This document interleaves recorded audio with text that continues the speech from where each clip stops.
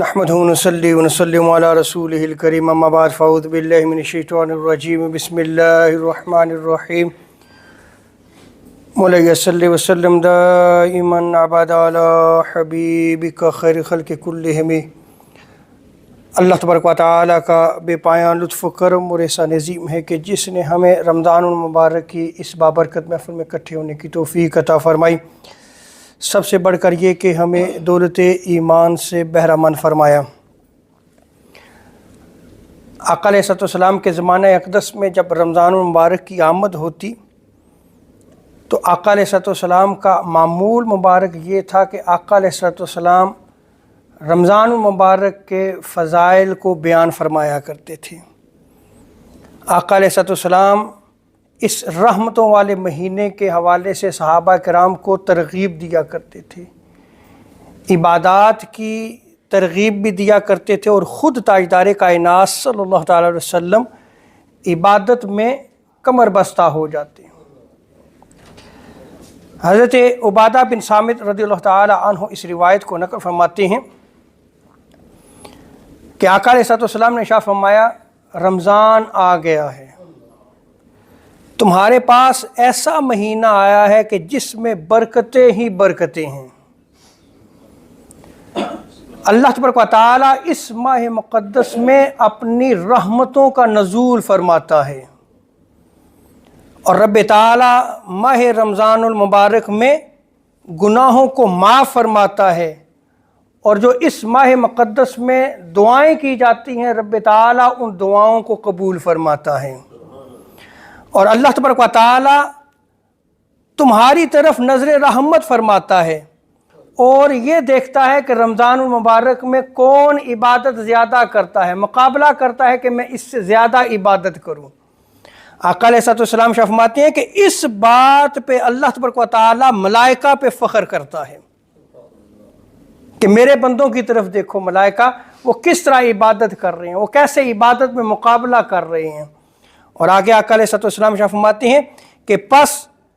تم اس ماہ مقدس میں بھلائی دکھاؤ، اور بدبخت ہے وہ شخص جو اس مہینے کو پالے اور اللہ تبارک و تعالیٰ کی رحمت سے محروم رہے۔ وہ اللہ کی رحمتیں کیسے ملیں گی؟ اللہ کی رحمت ایسے ہی ملے گی کہ جب بندہ اللہ تبارک و تعالیٰ کے دیے ہوئے احکامات پہ عمل کرتا ہے۔ یہ ماہ مقدس جہاں ہم اپنی ظاہری پاکیزگی اور طہارت کی طرف توجہ دیں، اسی طرح ہم اپنے باطن کی طرف بھی توجہ دیں، اس کی پاکیزگی اور طہارت کی طرف بھی توجہ دیں۔ جن احکام پہ اللہ تبارک و تعالیٰ نے ہمیں چلنے کا حکم دیا ہے ان پہ ہم عمل کریں، جن سے منع کیا ہے اس سے رک جائیں، پھر بندہ اللہ تبارک و تعالیٰ کی رحمتوں پہ جو ہے وہ جب نزول ہوتا ہے تو ان کو وہ حاصل کر لیتا ہے، پھر رحمتیں جو ہے وہ اس کو میسر آتی ہیں۔ اور حضرت ابو ذر غفاری رضی اللہ تعالیٰ عنہ وہ بیان کرتے ہیں کہ آقا علیہ السلام جب رمضان مبارک کا مہینہ آتا تو صحابہ اکرام سے فرماتے، اے میرے صحابہ سنو، رمضان مبارک آ گیا ہے، اس میں کیا ہی خوب برکتیں ہیں،